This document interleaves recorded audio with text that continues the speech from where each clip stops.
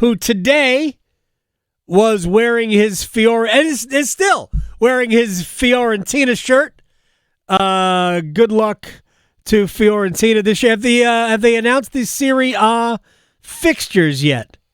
They have, but the big news that might have even, you might have missed your desk, but I think you would be intrigued to know their new manager. There was a little bit of a dust up at the end of the last campaign. They liked their manager, but he didn't want to be there anymore. And they've got fresh off of getting sacked at Milan, they've got Pioli as their new manager. Nice. So this is the connection that you're going to appreciate. I've been hoping that Pioli revenge tour with Fiorentina has echoes of Paul Maurice revenge tour with Florida, and that perhaps we could see Fiorentina being able to have another strong finish. They did finish to qualify for the Conference League once again. Right. I think this is now 3 straight years of European competition in what I call the CBI of European competitions. It is. But they've made a couple deep runs, all the way to the final twice. I generally think that it's fun for the club. So, sure. Yeah, we are entering the Pioli era in Florence. Yeah, I'm a big fan of European competition. Just it's a blast. Good for Fiorentina. I'm gonna read up on it. I'm gonna come up with the nickname, their nickname next time.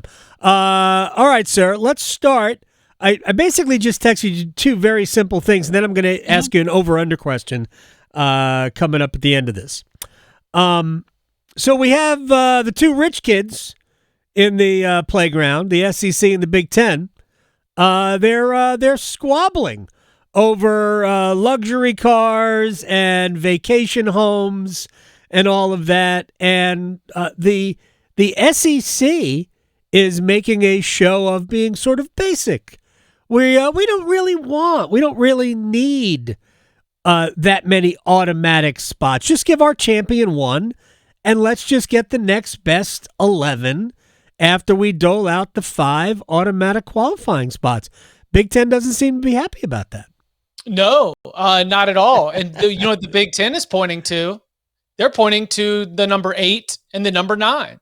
That they don't think that the SEC is on the same footing because they don't play that 9th conference game. And it is with that fear and that cowardice that the SEC is able to, build up their strength. And if they only added that 9th conference game, well, then we could talk about both having 4. I mean, it's Adam, we have hit a back and forth with the Big Ten and the SEC and the college football playoff and the Big 12 and the ACC talking about the good of the game. Right. I really think that we might just keep rolling with 12. Maybe they don't change it at all. There's a very real possibility. And we should have seen this coming. We were jumping so fast because they told us there would never be a playoff, and then there was a playoff. They told us the playoff would never expand, and then it expanded. And now all of a sudden, I think we were just following that. We forgot that college sports, it is a cruise ship. It is not it is not a Hobie cat. It is a cruise ship. It is not a regulator, 22-foot regulator. No, you cannot make a sharp turn with this right now. This is going to be some people that squabble. They continue to send out messages through the media, and they really might not agree on anything. And we just might plow ahead. 2026 starts with the same 12-team format that we will have this fall at the end of this season. Are you a fan of Spaceballs? I am. Right. But we're getting a new Spaceballs, right? Getting a new Spaceballs. And by the way, what a great indictment of the film industry, the way that they were able to call out all the recreation and all of the ways the franchises had been built up since the first Spaceballs. But yes, would recommend it. Am excited about it. I can't wait for it. But the secondary title, the subtitle is The Search for More Money. Right. Way back when they joked about a second Spaceballs at the end of Spaceballs, that's what they called it. The search for even more money. And that's what this is all about.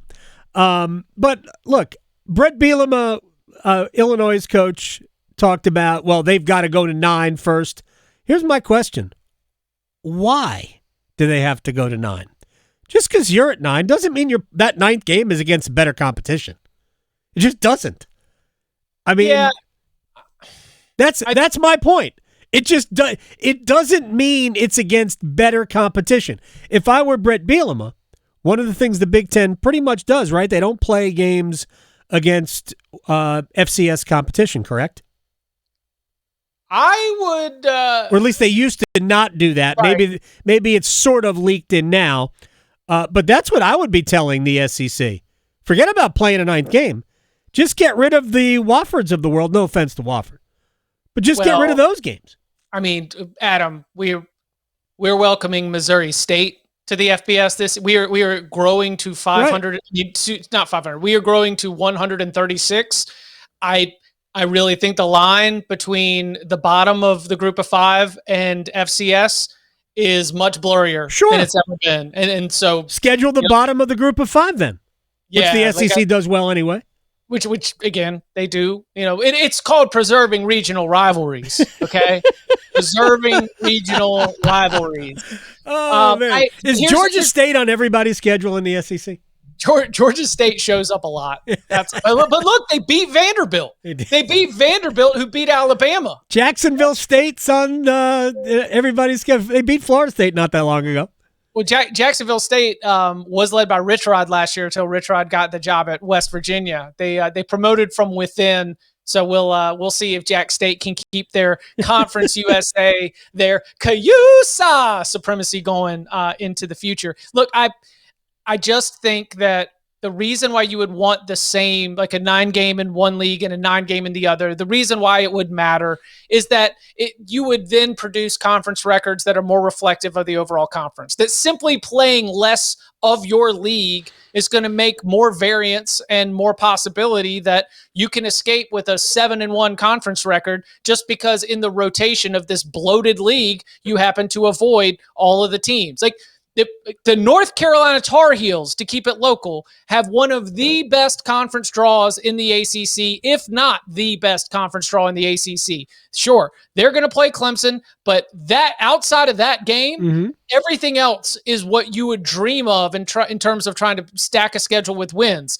If North Carolina somehow winds up with a 7-1 conference record, it will not be, in my opinion, it will likely not be of the same quality as maybe the second best team in the ACC that might have had another loss or two thanks to a tougher conference schedule. So I am a promoter of increasing the conference schedule just as a mandate in this modern era because of how big the conferences have gotten. And if you want equality of 9 games versus 8 games, I think it comes from the idea that if conference champions are going to matter, if we are still going to say conferences matter at all, then I think that we want to have something similar across the board at the top of the sport. Well, my only point is that when it comes to the Big Ten, and I don't have Illinois' schedule in front of me, I don't have Wisconsin's schedule in front of me, there's a lot of teams in the middle and at the bottom that just aren't that good. And so the Big Ten playing 9 conference games, I mean, look, if all of the programs play to their potential, and Southern Cal is better, and Oregon is really good, and Washington is really good, and you've got maybe Illinois is decent, Wisconsin's better, but no, Wisconsin's bad. Wisconsin is bad. Look, I've been saying you preaching to the choir here. I've been saying Wisconsin has been a fraud for decades, but neither here nor there. Same with Iowa. But I just think that there are a lot of schools that, as a top team, as an Ohio State, as a Penn State, as a Oregon, Michigan, assuming, that it wouldn't bother me to have them thrust onto my schedule as the 9th game. But I think that number is a lot smaller in the SEC. So I just don't think all things are equal. So I think the Big Ten is standing on ceremony when it's easy to do that. I think that I'm going to take 2 teams that we discussed today that are both in that very middle of the pack type conversation. I don't think going to play Nebraska in Lincoln in late October with the wind swirling and kind of a bite to it. I mean, not downright cold, but just a little bit of a bite to it. Swirly winds, missed field goals, weird vibes, all the corn. I think that game is similar to playing Auburn, down in Jordan-Hare Stadium, down on the plains, and that the Big Ten current Auburn for sure. Well, Big Ten and the SEC, I think that right now, their middle packs, the SEC is stronger, but still adding a conference game for either one of those, there are not many programs that are all the way at the bottom. Like, to just look at the win totals for this season, to your point, Wisconsin and Michigan State are projected to have two of the lowest win totals in the Big Ten this year. And it's not as though they're not trying. Wisconsin and Michigan State are programs that have played in big-time bowl games in the last 10 years. Sure. They want to be better. And so I just think that Big Ten and the SEC, you can argue about the quality on a year-to-year basis. Shout out to our friend Joe Giglio. That'd be a year-to-year proposition, the way that he likes to put it so often. But I think that right now in the SEC and the Big Ten, you have about the same amount of programs who really, really care and are trying. And that's where, when you look at some of the other power conferences, it's tough to be able to have that same percentage from the top and bottom of your membership of how many of these universities really, really, really want to be good in football. Right. Really, really, really care and are trying is different than really, really care and are doing. But I understand your point. But there are way more programs in the Big Ten that really look like Maryland, Rutgers, Purdue. And look, Purdue, we don't have to go back that far where Purdue was good. Yep. Right? But Jeff Brom. Right. We don't have to go back that far. Northwestern has been good, but there's so few. I don't know if Northwestern's going to be good again. No, I'm just saying has been good, right? Yeah, right. They have been good. Heck, even Maryland won, 4 games one year in Big Ten play. They went 8 wins. Last year went to 4 wins, and I've actually got them pegged as maybe being able to orchestrate a little bit of a turnaround. I like the changes at offensive coordinator and defensive coordinator. Mike Loxley decided to blow it up and start over again. I like where we're at. Hey, listen, I think you're Terps. I mean, it's a bowl team, so that's 2 wins. Why is this my Terps? Why is it my Terps? You're like Debbie Yao. You brought them up. They had to be stuck to somebody. Well, no, they're on Illinois' schedule. That's why I brought them up. I'm just looking at them here. I don't care about Maryland. I went to school there. I did. I absolutely did that. Debbie will still text me, your guys are going to be good this year. I'm like, they ain't my guys. I like that Mike Loxley is still winning recruiting battles because I do think he's a very good recruiter. They've got a player named Malik Washington, sure, who's a 4-star freshman. I don't know if I think that their UCLA transfer will start, but yeah, he saw things weren't going well, talent wasn't delivering, made changes at both coordinator positions, got guys with little NFL experience. Mm-hmm. Let's go, Coach Locks. I mean, they're playing Towson. You gotta love that, being able to. Well, actually, I don't hate that for Maryland, Loxley, right? It's Mike Loxley against his alma mater. It's the regional, the regional value there. So there's an FCS opponent on a Big Ten schedule. By the way, I would like it as a basketball game. I would like it as a lacrosse game. Maryland Towson as a lacrosse game would be spicy. Look, I did a bunch of Maryland Towson baseball games when I was in college at the University of Maryland. By the way, Illinois' non-conference schedule, they play Western Illinois, they play Western Michigan, and they have a trip to Durham to take on Duke. If I weren't in some ways an apologist for Duke football, I would say maybe Brett Bielema should shut up about his play 9 games and get back to me. I would just say that. But I am an apologist for Duke football. Could they be the best football team in the 919 area code? They could be. I'm very curious to see what we get from Duke. Yeah, me too. I think that there is some truth to what Manny Diaz was able to instill. I mean, was it 5-1 in 1-score games last year? Yeah. I think, he talked about wanting to, play these tight games to win at the margins, and that fits. Like, if you want to sell me that image of Duke football, I think that's winning football. But you also wonder if we're going to see a regression. I mean, if the exact has to be. Yeah, I mean, if the exact same team is going to go out there, and it's not the exact same team, they got some losses at the skill positions where they're going to lean on young guys more than likely. A lot of vets gone off last year's team. I know they've got some more depth on the offensive line than they did certainly at this time last year. So it's like it's a proposition where I was going through in my offseason research, and I noticed that some of Duke's best offensive performances were in losses. I was like, oh, okay. And those really good offensive performances were, even against some good teams, some quality teams. I mean, statistically, they lit it up against Miami. And I remember they moved the ball well in that game before Cam Wardle kind of flipped the game on its head in the fourth quarter. So, yeah, I have trouble marrying those two things. We've got a team that I believe has a very, very high floor, and they have a team that really has this identity of being able to play good defense and win close games.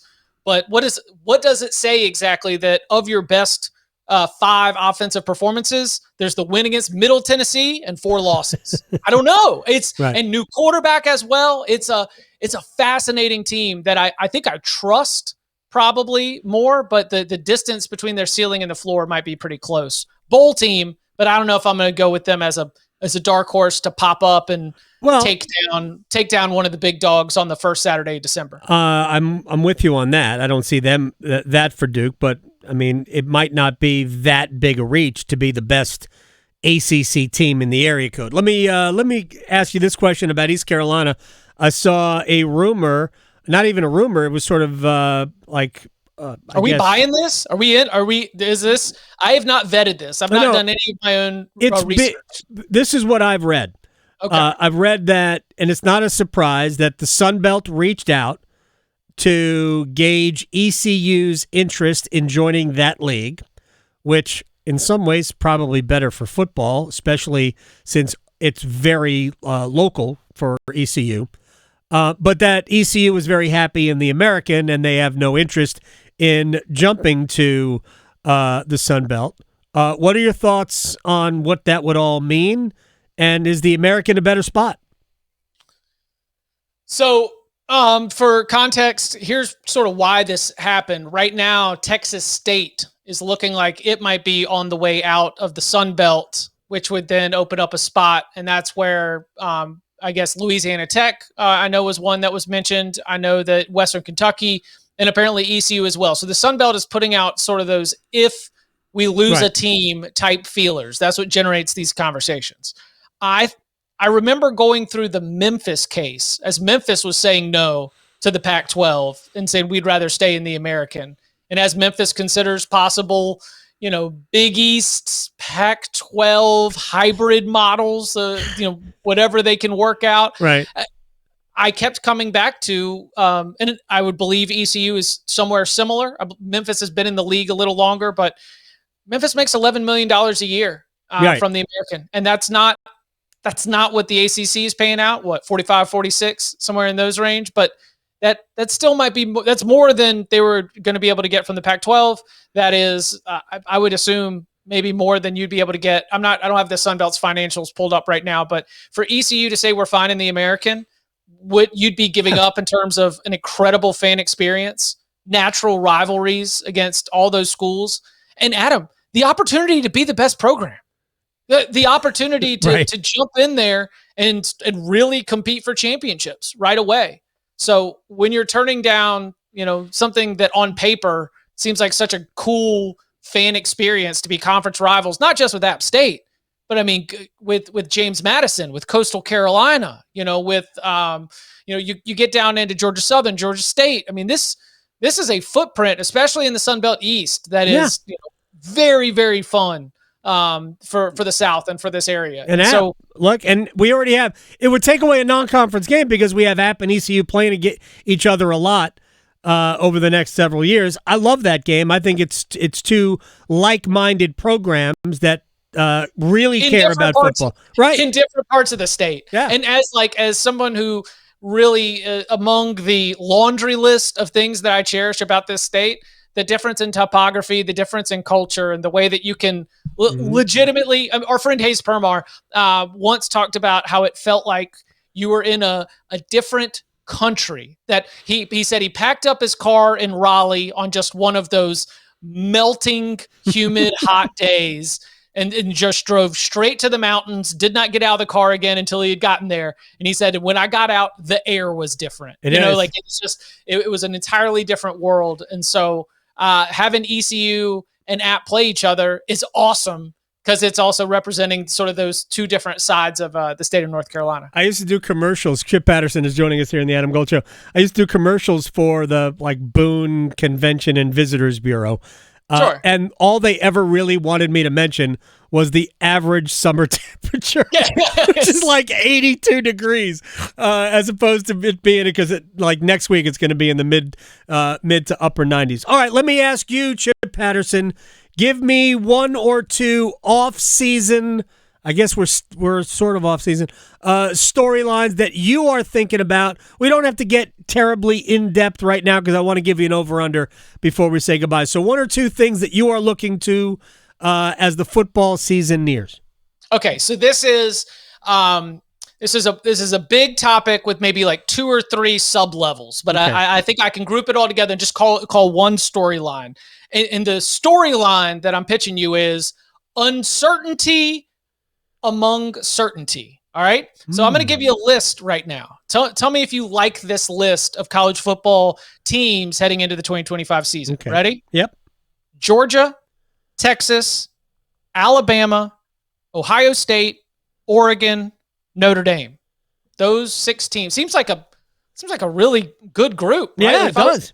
If I was to give you, I don't have the big brain to run the math on what fair odds would be, but if FanDuel Sportsbook, we can make every moment more. If they were putting together that 6 and giving you advantageous odds, you'd be like, I'll take those 6 as the national title crew. Sure. Right? Probably be short on. Be plus 175. So those 6 all breaking in new full-time starting quarterbacks. Really? So we've got this crew of I could see them winning. Yeah, I could see them winning. Yeah, I could see them winning. All right, here's the 2 that are off to the side, and they're both fascinating. Clemson and Penn State. And Clemson's got Cade Klubnik, and Penn State's got Drew Aller. They're both 5-star prospects who at times you've been like, are they a 5-star prospect? Right. But then at times you've been like, wow, that's a first-round NFL draft pick. I have not been on that second part, but that's fine. But listen, right. This is sort of the uncertainty among the certainty. If you give me those 8 teams, I'm like, your national champion is probably in that group. But among that top tier, 6 out of the 8 are breaking in brand new starting quarterbacks, and the only 2 that are left over, I'm not sure anybody trusts. So yeah, it is that uncertainty in general at the most important position of the field with a crew that you can feel pretty certain represent a good portion of the playoff and title contenders. No question about it. All right, final thing for Chip Patterson, CBSSports.com, Cover 3 podcast moderator. Are you going to give me 1.5? Is that what you're going to give me? No, I'm going to give you... No, I'm not going to give you 1.5. I'm going to give you 1. Under 1 point earned by J.J. Spawn at the Ryder Cup at Bethpage in September. Keegan Bradley, the captain, was asked about Spawn, and he spoke of J.J. Spawn as though he was on the team, and he will be on the team. I am not in any way doubting this. Under 1 point. Well, I guess I tipped my hand for the game, but I've got him at a 1.5. 1.5. I've got him playing in 3 matches. Yes, he plays in the alternate shot matches, and I've got him winning his singles because frankly, this guy is going. He didn't come out victorious, but. You got the experience of having to go toe-to-toe with the players, right? With Rory. You've got the experience of playing with all that immense pressure coming out of the delay and the way he played there.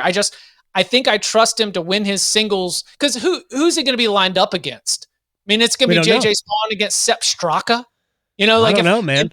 Give me J.J. Spawn in that one. I think Big Sepp has shrunk a little here in the last couple weeks. Hot start. Don't love his summer form. So J.J. Spawn goes 1-1-1, wins his singles, and then gets a push and a loss in his match play. All right. 1.5 for J.J. Spawn. All right, we'll talk about that more as we get closer. But, man, I do not like Team USA. I even know who's going to be on Team USA. It might look Heck, it might look like the leaderboard from Valero from the Texas Open. So my pushback would be that the names that were the figures that seemingly, big air quotes here for those not watching, like came out of nowhere were familiar names, right? Like you were putting Fowler on the team, but it was Ricky, Right. and you were you threw Wyndham in there. Oh, Brian Harmon. Brian Harmon's on the team, but it's Brian Harmon. We've known Brian Harmon forever. Yeah. And so now those roles and those spots are not being, positioned by as familiar names. I think the United States might be okay. I think Keegan. I think Keegan's the one. I think he can hold on to the captaincy for a couple years. Home field advantage is going to be what they lean on. Chip Patterson, oh my God! We're going to talk Terrell Hatton against Beth Page. Are you kidding me? Oh, I can't wait. All right, man. I'll talk to you soon. Sounds good. Y'all be well.